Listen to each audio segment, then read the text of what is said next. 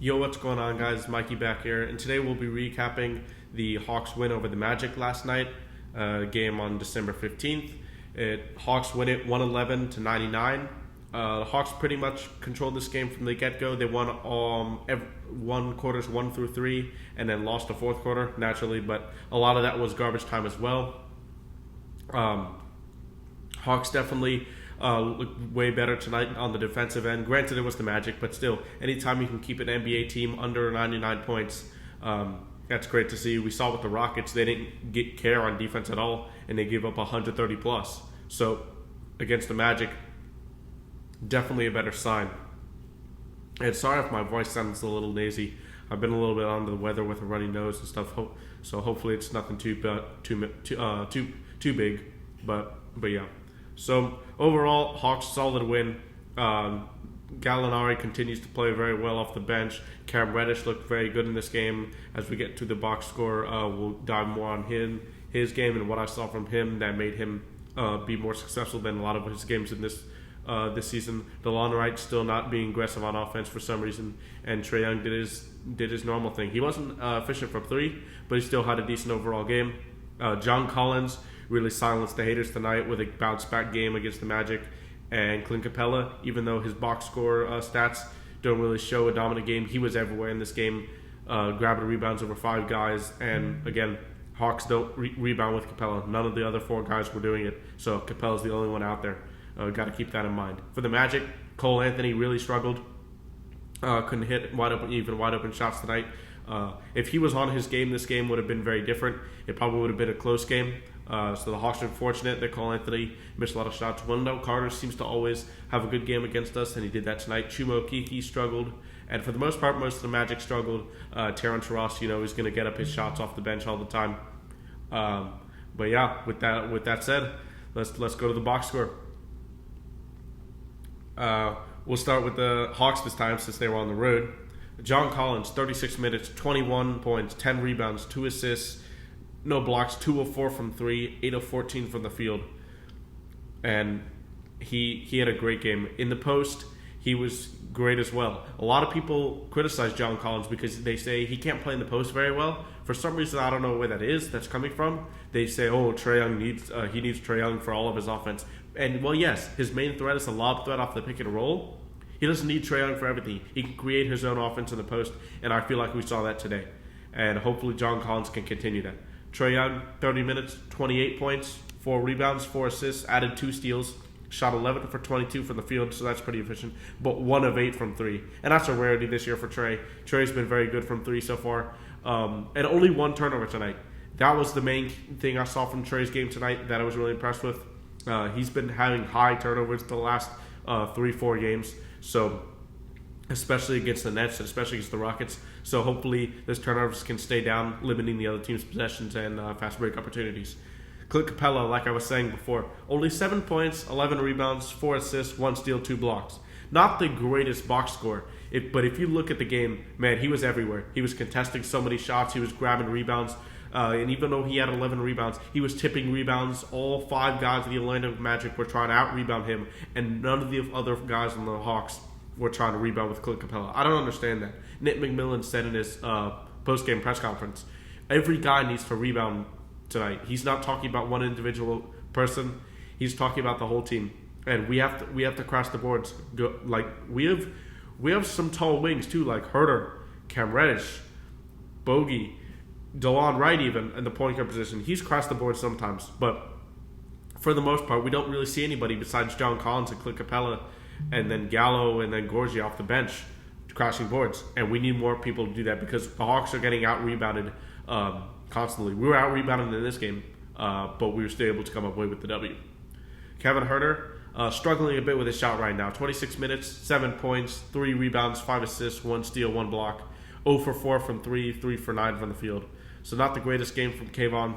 I'm confident he'll be back. Shooters go through a little bit of slump. I think he'll be okay. We'll see. Hopefully he'll have a better game against the Nuggets tomorrow, which I'll actually be at the game tomorrow.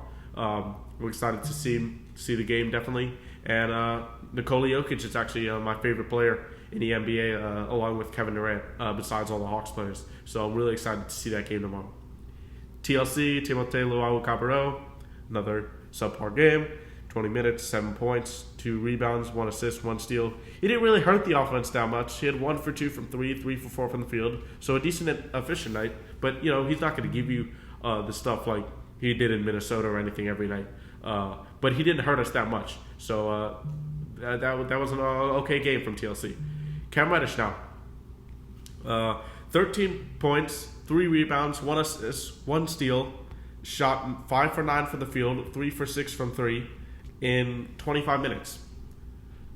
Great game from Cam Reddish. He really was taking his offense in the flow with DeLon and Lou setting him up. And that was great to see. A lot of times Cam will try to be somebody he's not, try to create for himself, be that guy off the bench. And while he may get there in the course of his career, he's not there yet right now.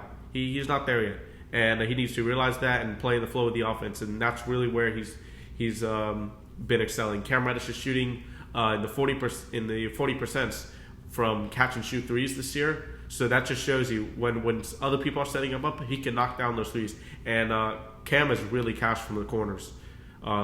He's knocked down so many corners threes this year. It seems like he's knocked down more often than not, and hopefully he'll continue to realize that and get into those spots more often. Now the most confusing player on the Hawks this season still, DeLon Wright, 23 points. But look at this. He's still filling the stat sheet. 2 points, 2 rebounds, 5 assists, 1 steal, 2 blocks.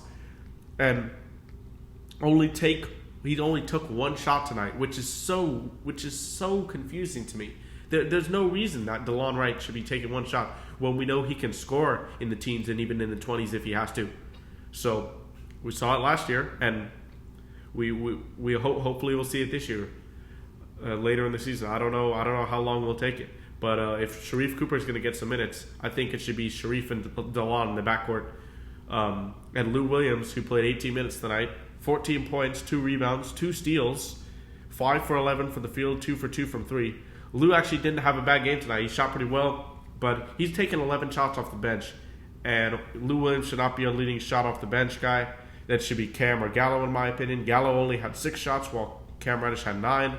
But Lou tonight played well. He hasn't played well over the course of the season, though. I'm not relying on consistent double-digit scoring from Lou off the bench the whole season. So hopefully we'll be able to see Sharif in there. Gallo had 23 minutes, 10 points, 3 rebounds, 3 assists, 1 steal, shot 2 for 2, shot 2 for 4 from the field, 2 for 4 from 3. 3 for 6 from the field, and Gallo continues to play great.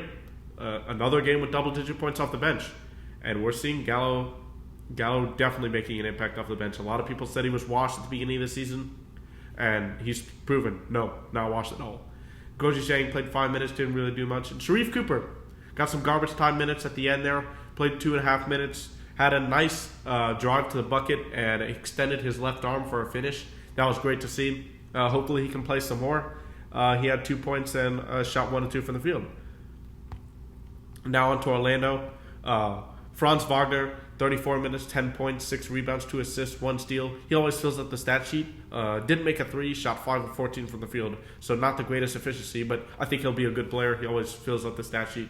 Cole Anthony, like I previously said before, 34 minutes, didn't shoot well. 7 points, 5 rebounds, 5 assists.